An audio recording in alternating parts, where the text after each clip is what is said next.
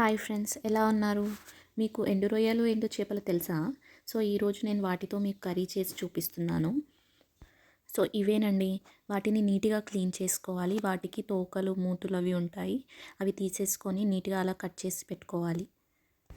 First ఒక pan పెట్టుకొని cut చేసుకున్న వాటిని వేసి ఫ్రై చేసుకోవాలి కొంచెం వేడయ్యే వరకు. ఫ్రై అయిన తర్వాత వాటిని ఒక గిన్నెలోకి తీసుకొని వేడి వాటర్ వేసి ఒక 2 మినిట్స్ ఉంచి కడుక్కోవాలి. వాటిని ఇలా ఒక 2 టైమ్స్ చేయాలి. ఎందుకంటే మనకి ఇవి ఫిష్ కదండి, ఇవి మనకి నీచు స్మెల్ ఉంటుంది. ఇలా వేడి వాటర్తో కడిగితే మనకి ఆ స్మెల్ అనేది పోతుంది. ఒక ప్యాన్ పెట్టుకొని కర్రీకి సరిపడా ఆయిల్ వేసుకోండి. ఆయిల్ వేడయ్యాక సన్నగా తరిగి పెట్టుకున్న ఉల్లిపాయలు వేసి కొంచెం వేయించుకుందాం. ఉల్లిపాయలు వేగిన తర్వాత దాంట్లో పసుపు వేసి కలుపుకోండి. తర్వాత క్లీన్ చేసి పెట్టుకున్న రొయ్యలు, ఎండు చేపలు వేసి కలుపుకుందాము.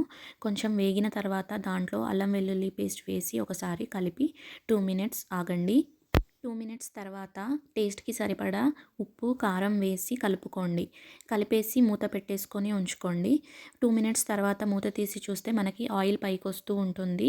ఇలా ఆయిల్ పైకి వస్తే మనకి ఉల్లిపాయలు సరిగ్గా వేగినాయి అని అర్థం. ఇప్పుడు దీంట్లో చింతపండు రసం వేసి కలుపుకుందాం. నేను చింతపండు ముందే నానబెట్టి పెట్టుకున్నాను, ఈలోపు మనకి నానుతుందని. దీంట్లో నుండి రసం తీసి కర్రీలో వేసి కలిపేసుకుందాం. మీకు కర్రీ కొంచెం లూజ్గా కావాలి అంటే ఇంకొంచెం వాటర్ యాడ్ చేసుకోండి. ఇలా కలిపేసుకొని మూత పెట్టి ఉంచుకుందాం. ఒక 5 మినిట్స్ తర్వాత మూత తీసి చూస్తే అది మంచిగా మరిగిపోతుంది. అంతేనండి, ఎండు రొయ్యలు, ఎండు చేపల కర్రీ రెడీ అయిపోయింది. ఒకసారి మీరు ట్రై చేసి చూడండి, చాలా బాగుంటుంది. ఈ రెసిపీ మీకు నచ్చినట్టయితే లైక్ చేయండి. నా మరిన్ని వీడియోస్ కోసం సబ్స్క్రైబ్ చేసుకోండి. Thank you.